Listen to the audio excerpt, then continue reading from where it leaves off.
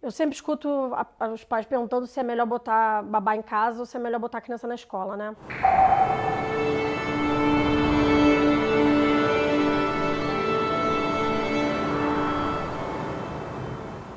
A gente sabe que o ideal não é uma criança pequena ir para a escola. Não, primeira coisa, ninguém fica sociável porque vai para a escola cedo, então isso não é um motivo para botar seu bebê na escola. Meu filho adora brincar com criança, excelente. Você pode ir no final de semana, mas assim, o cotidiano de ir para a escola não é uma coisa que acrescenta na vida de uma criança de 1 ano, 2 anos, tá? A criança quando passa pelo Terrible 2, é óbvio que se tiver no 1 a 1 com alguém lidando com os problemas específicos dela, ela vai lidar melhor do que ela no meio do monte de cara que tem necessidades diferentes dela, porque ninguém é igual. Então, se pudesse escolher, ficar em casa é sempre a melhor opção. Aí a gente passa para os problemas que temos com babás. O primeiro deles é o problema da confiança, né? Então, óbvio, não preciso nem falar sobre isso, porque é óbvio que tem que ser alguém que você confie, se tiver alguém que possa supervisionar, porque às vezes a pessoa, vou deixar com a minha mãe. Deixar com a avó é uma coisa assim, que às vezes é... Eu tenho paciente que passa por isso, a avó tá cansada, já criou filho, já trabalhou, já fez uma pá de coisa, a avó fica cansada, aí liga a televisão, deixa a criança lá. Aí entra e ficar na frente da televisão e ela tá na escola. Então a pessoa tem que pesar. Tem uma outra questão, às vezes você contrata a babá, e a babá já criou 77 crianças, já teve 88 filhos, e ela vem com as coisas dela para tua casa. Então assim, a babá ela é uma funcionária. Ela é uma funcionária. Ela tem que fazer o que ela for orientada a fazer. É igual você trabalha num banco, você tem lá as suas metas, as coisas que você tem que fazer, você tem advogado, você tem lá as coisas que você tem que fazer, você é babá, você tem as coisas que você tem que fazer. Você não está criando aquela criança. Você está cuidando daquela criança para os pais. Então não é para a pessoa fazer o que ela quer. A mãe fala que é para a criança ficar no chão, chega a criança tá com a babá no colo o tempo todo. A mãe fala que a criança tem que comer não sei o que, a babá tá dando outra coisa. Eu já tive babá que deu biscoito para a criança porque ela levou para ela. Aí a criança estava passando vontade, né, tadinho. Então assim, e é muito comum os pais ficarem envergonhados de falar com a babá. É a babá ser teimosa. Mas assim, não é o papel da babá ser teimosa. Você não pode ser um bancário teimoso. Você não é pra você ser teimoso no trabalho, gente. Não é lugar para ser teimoso. Você tem que fazer o seu trabalho. Quais são as suas obrigações? Você tem que cumpri-las. Então, a babá, ela tem esse viés, esse problema. Que ela vai ser incrível. E entre escola e babá, eu prefiro babá. Se eu tivesse que escolher. Mas eu... Tem que ter essa questão que você tem que olhar. A babá tem que seguir, a babá tem que ir no pediatra junto, porque ela tem que ouvir o que o seu pediatra acha sobre o comportamento da criança. Se tiver algum comentário que o pediatra quer fazer, de como tem que atender determinado comportamento, de se é para deixar a criança brincando sozinha ou não, que tipo de brincadeira é para fazer com a criança naquela fase. A babá tem que ouvir isso tudo. Então leve a babá. Se é para falar de alimentação, o que pode dar, o que não pode dar, como é para dar. Então é importante a babá participar, ela é um cuidador, né? Então é extremamente importante. A escola, a criança ela compartimentaliza o que a gente já falou várias vezes, que a criança é uma na escola e outra em casa. Então, não, na verdade, não é às vezes os pais estão loucos com a criança em casa, eu vou pôr na escola que vai melhorar no tempo que você está longe da criança. Porque quando ela estiver em casa, ela vai continuar com os mesmos problemas. Você vai ter que lidar com esses problemas, não é a escola. Então, a escola não vai resolver o seu problema. É super importante. Eu acho que a gente tem que pesar primeiro. Eu posso botar num espaço de brincar, a criança vai ficar 4 horas e depois ela vai ficar o resto do dia comigo. Não é só questão de adoecer, né? Eu acho que não é só questão do adoecer. É muito comum a criança sair de um espaço em casa onde ela é atendida até demais, então ela não passa um de sabor, ela é tratada como se ela fosse o Messias, que chegou para salvar o universo. E na escola ela é mais um no meio do rebanho. A criança não tem, nessa tão pouca idade, facilidade para lidar com isso. A criança de 6, 7 meses passa por isso, claro que não, porque a criança de 6, 7 meses ela tá o quê? Chupando alguma coisa que tá no chão. É isso que ela tá fazendo. Ela tá com o brinquedo chupando lá, o outro tá ali, não tem relação. Então, uma criança de 6, 7 meses na escola faz sentido nenhum. Gente, isso aqui é vídeo para quem tá nessa dúvida. Se você não tem jeito, você vai fazer o melhor que você pode. E não tem ninguém te culpando, nem te cobrando e falando que você não pode pôr na escola, que você é uma mãe horrível, tá? Não é sobre isso esse vídeo. Esse vídeo é sobre se eu posso escolher entre babá e escola, quais são os prós e contras.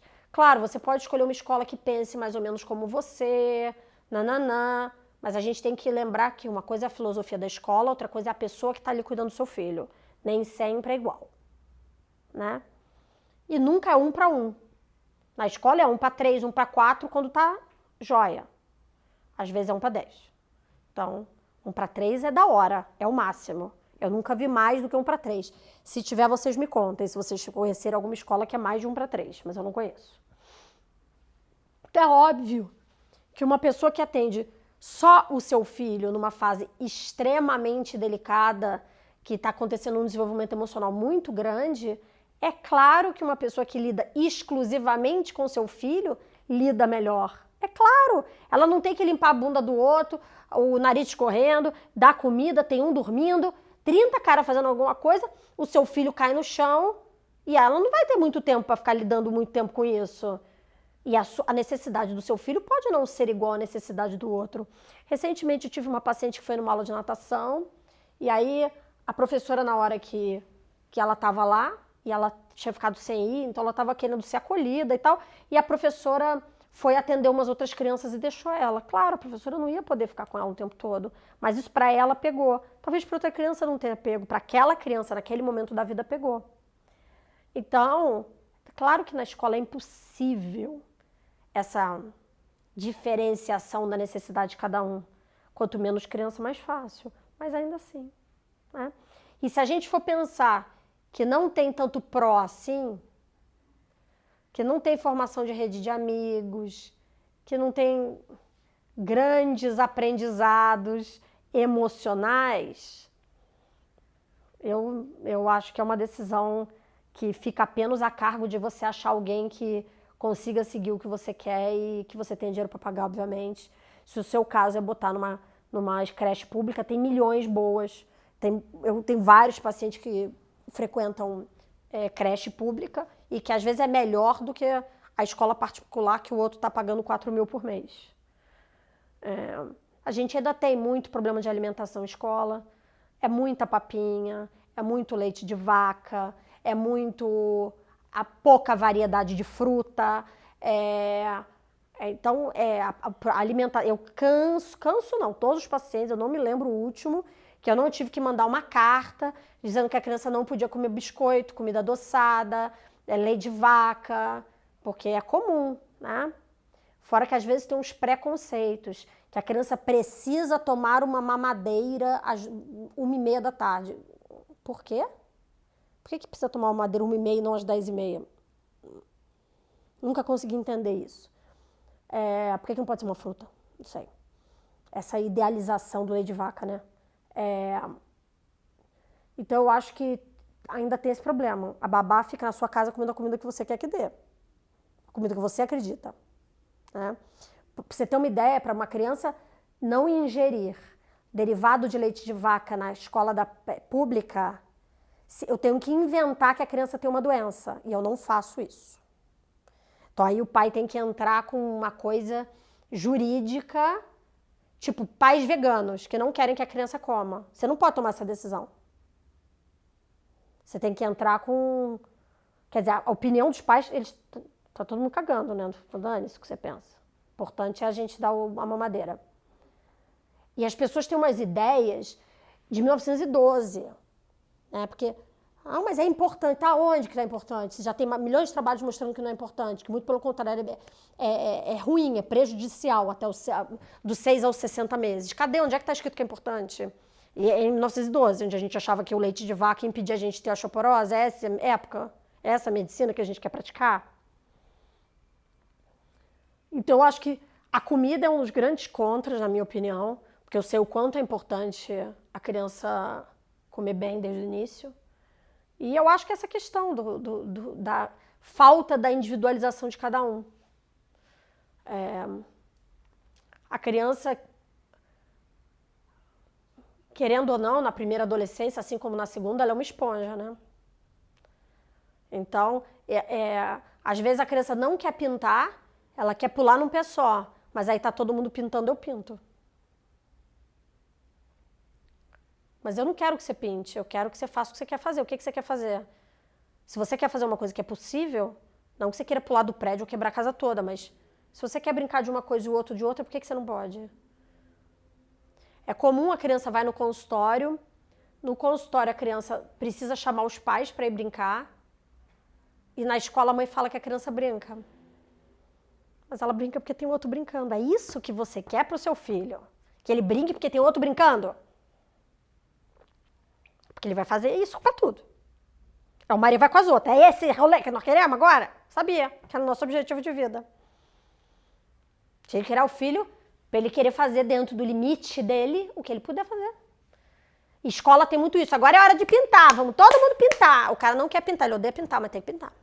Obrigado a pintar. Eu odeio isso. Detesto.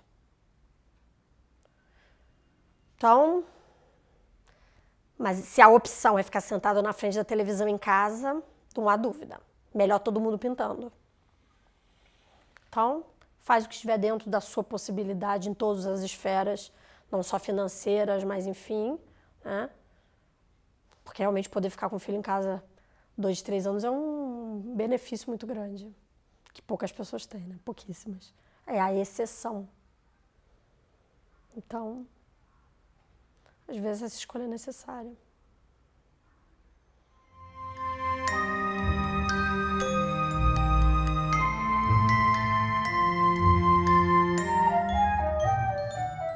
Saiu um tema, até a pessoa jogou o texto no canal. Silvia, eu sei que não é o tema do vídeo, mas você viu essa matéria? E aí era um link de uma matéria da época da Isto É, da Veja, não sei, que era escola antes dos 3 anos é um erro. E aí eu respondi lá no canal falando que eu concordava, que eu não tinha lido o texto, mas que pelo título eu já vi que eu concordava. Os países sérios nem têm escola pública antes dos 3, né? Porque o ideal não é, né? No mundo ideal, uma criança ficaria 3 anos em casa. Esse é o mundo ideal, na minha opinião. Depois dos 2 já não acho tão ruim. Se tiver que colocar com 1,5, é melhor colocar antes de 1. 1,5 é uma idade péssima para mudança. Ah, então você está falando que nenhuma criança se adapta? Adapta depois de muito choro. Eu não gosto dessa ideia de você deixar uma criança chorando na escola. Não é uma coisa que me agrada, pessoalmente. E ó, que eu não tenho medo de choro, não é o problema do choro. É o problema da dificuldade que a criança está tendo de se adaptar. É o que o choro representa. As pessoas, elas ouvem o choro sempre da mesma forma. Que choro incômodo. Mas o meu problema não é esse. O problema é o que esse choro está representando. Por isso que eu prefiro que alguém fique com a criança, né? Então eu acho que o que a gente está procurando, se a gente conseguir botar uma babá, é exatamente uma pessoa que consiga cumprir o que é combinado, que não tenha medo, que não venha cheia de... E ela pode ter as experiências... Eu não posso ter as minhas experiências. Eu tenho direito... Silvia, tenho direito de ter as minhas experiências. Vocês não têm nada a ver com as minhas experiências. Eu não estou aqui para falar do que eu passo. Não existe isso. A gente tem que fazer o que é o certo. O que é provado que é o certo. A medicina avança, gente. Não adianta a pessoa vir com coisa de 1980. Eu nasci em 74. A gente vai ficar nesse rolê? Do que foi feito em 74 é o mais certo? Então, eu não estou procurando validação. A gente está querendo fazer com o filho dos outros que é o mais certo. Então, a babá deveria querer a mesma coisa, fazer o que é mais certo. Medicina baseada em evidência. Não é baseada em achismo. E a gente tem um problema que achismo vira verdade. E eu ouço o dia inteiro isso. Não, porque eu ouvi falar... Ouvi falar onde? Facebook. Onde você ouviu falar? Ouvi falar? Não existe. Se você tiver câncer hoje, você vai se tratar com um oncologista ou com alguém que teve câncer? Só porque a pessoa teve câncer, ela sabe tudo de câncer. Então não é porque você é mãe que você sabe tudo de pediatria. As pessoas precisam entender isso hoje. Não é porque você infartou que você virou cardiologista. E ninguém pensa assim. Se você tiver um infarto, você vai correr para um cardiologista, mas em um minuto vai demorar pensar um minuto. Você não vai catar teu primo. Você teve um infarto, e aí? O que você tá fazendo? Que remédio você tá tomando? Vou tomar esse também, esse aí deve ser ótimo, esse aí que você tá tomando. Remedinho ótimo. Com a criança, não. Você já deu o Fuscor? É ótimo. Nossa, eu dei para todos os meus filhos. Deixa a criança calminha. Já usou? É ótimo. A criança tá com afta. Já passou mel rosa? Ó, passa. Oncilon. Passa Oncilon. É ótimo. Aí tá com Oncilon na boca da criança, que é um remédio. Mel rosa que tem parabeno. Na boca de uma criança que ela tem afta. Porque é muito bom ouvir falar. Eu acho cúmulo. Acho fim da picada. Acho fim da picada. As pessoas têm direito de ter opinião. Eu acho que é o fim. Eu jamais faria isso com outra pessoa. Nunca. Eu nunca faria isso com pessoas que não têm laço afetivo comigo. Que dirá com as que têm. As pessoas fazem essas coisas com os próprios filhos. Eu acho surreal. Surreal. Então o problema da babá é esse. É quando ela acha que um Oncilon é muito bom para afta e passa na boca do seu filho. Vê seu filho caloga a boca. Passa Fuscor na chupeta. Você chega, tá aquela criança que é uma santa. Nossa, ele quase não chora. Aí você vê por quê. Porque tem celular, iPad, chupeta na Fuscor. O cara é um santo. Deus me livre, criança. Quem quer um filho que seja um santo? Depois vai ser um otário. Deus me livre isso, gente. Que desgraça é essa? Ensinar a filha a ser bonzinho, aguentar tudo? Que ideia de jirico. Então, fuja desse tipo de coisa. Se lada. Entendeu?